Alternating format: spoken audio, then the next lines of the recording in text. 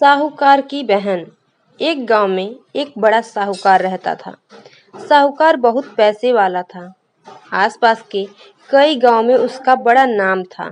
लेकिन इस साहूकार को अपने पैसों का, अपने रुतबे का और अपने नाम का बड़ा ही घमंड था। वह अपने नाम को बनाए रखने के लिए बहुत ज्यादा सोचता था और बिना किसी के भावनाओं की कद्र किए वो सब करता था जो उसे लगता था कि करना चाहिए। साहूकार को कई सालों बाद एक संतान प्राप्ति हुई थी। साहूकार ने अपने इस खुशी को मनाने के लिए अपने घर पर एक बहुत बड़ा कार्यक्रम रखा, जिसमें उसने आसपास के गांव के सभी श्रीमंत लोगों को और सिर्फ ऐसे रिश्तेदारों को जो पैसे वाले थे, उन्हें ही बुलाया था। पास के ही गांव में साहूकार की खुद की सगी बहन भी रहती थी।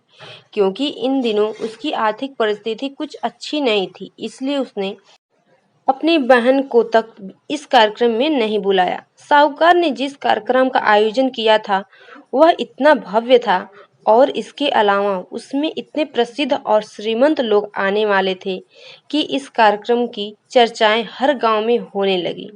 यह खबर उस साहूकार की बहन तक भी पहुंच गई। बहन को यह जानकर बहुत ज्यादा खुशी हुई कि इतने सालों बाद उसके भाई को आखिरकार संतान सुख प्राप्त हो ही गया। बहन ने सोचा कि भाई गलती से उसे इस बारे में बताना भूल गया होगा और अपनों को भला कोई न्योता देता है। भोली बहन ने अपने भाई के यहाँ उस कार्यक्रम में जाने के लिए तैयारियां शुरू कर दी। जिस दिन वह कार्यक्रम था उस दिन बहन सुबह सुबह ही अपने भाई के घर जाने के लिए निकल पड़ी। रास्ते में अपने पुराने मैले कपड़े देख उसे ख्याल आया कि अगर किसी और के घर जाना होता तो मैं ऐसे कपड़े में जाने की सोचती भी नहीं, लेकिन मैं तो अब मेरे अपने घर, मेरे मायके जा रही हूँ। वहाँ मुझे ये सब सोचने की जरूरत ही नहीं है। जैसे ही वह अपने मायके पहुंची, वहाँ का भव्य आयोजन देखकर वह बहुत खुश हो गई और उसे अपने भाई पर बहुत गर्व हुआ। वहाँ पर वह जल्दी से जल्दी अपने भाई को मिलकर उसकी खुशी में शामिल होना चाहती थी। वह तुरंत सीढ़ियां चढ़कर घर के अंदर प्रवेश कर गई।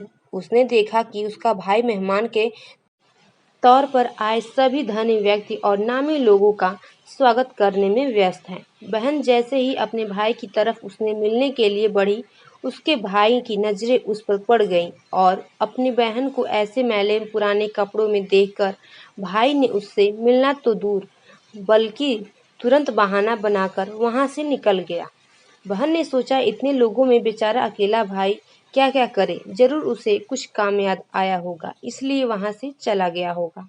बहन बाद में अपनी भाभी से मिलने गई। भाभी ने उसका स्वागत किया और उसे खाना खाने के लिए आग्रह किया।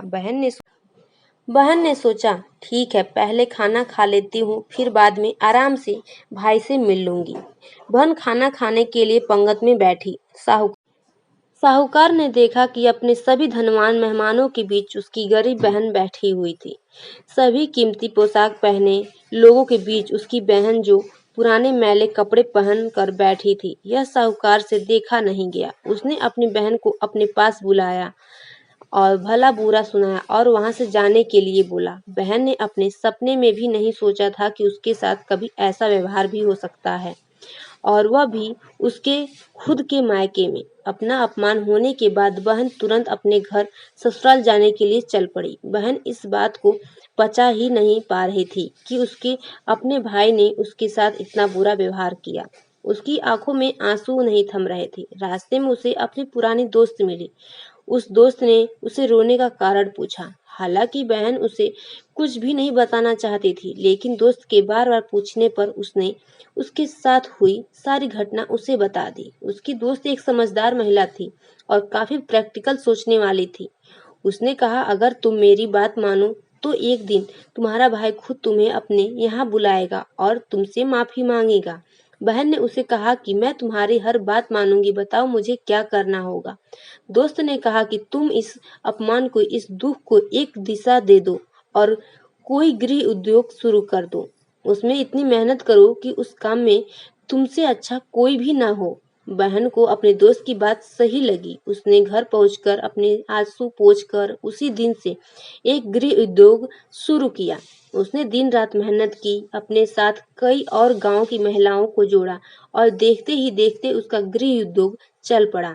कुछ ही सालों में आसपास के 50 गांव में उसका नाम और रुतबा काफी बढ़ गया था और अब वह पैसे के मामले में अपने भाई से भी ज्यादा बड़ी हो गई। भाई को जब यह पता चला कि उसकी बहन इतनी श्रीमंत हो गई है, तो उसने सोचा कि एक बार उससे मिलकर आया जाए।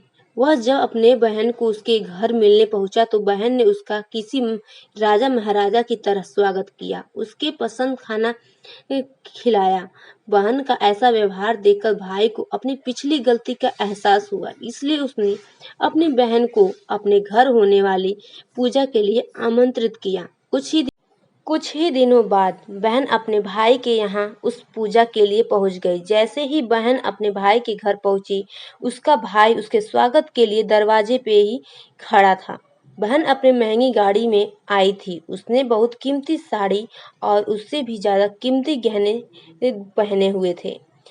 बहन का ऐसा ठाट बाट देखकर सिर्फ भाई नहीं बल्कि उसका पूरा गांव दंग रह गया। भाई दौड़कर आया और बहन की गाड़ी का दरवाजा खोलकर उसे बाहर आने के लिए कहा और बड़े प्यार से उसे पूजा का प्रसाद ग्रहण करने के लिए बुलाया। बहन को इस बार 12 पकवान परोसे गए थे। चांदी की थाली में उसे खाना दिया गया था।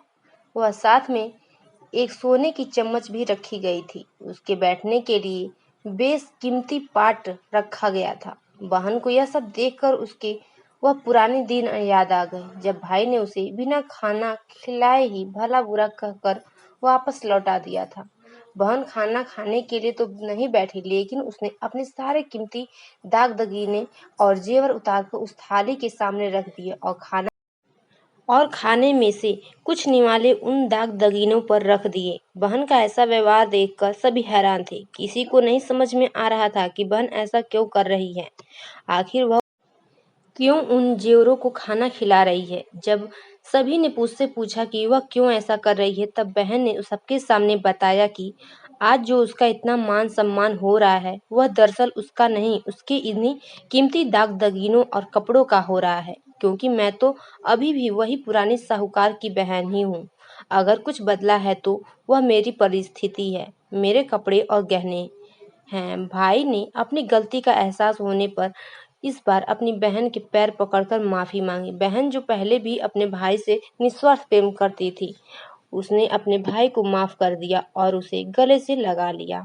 दोस्तों, पैसे सिर्फ हमारे जीवन को सरल बनाने के लिए हैं, जबकि रिश्ते जीवन में किसी मिले वरदान की तरह हैं। अगर उन्हें सच्चे मन से और निस्वार्थ भाव से निभाया जाए, पैसे खर्च हो जाएं तो बाद में आप कमा सकते हैं, मगर रिश्ते खर्च हो जाएं या टूट जाएं तो दुनिया का सारा धन भी आपको उन्हें वापस नहीं दिला सकता।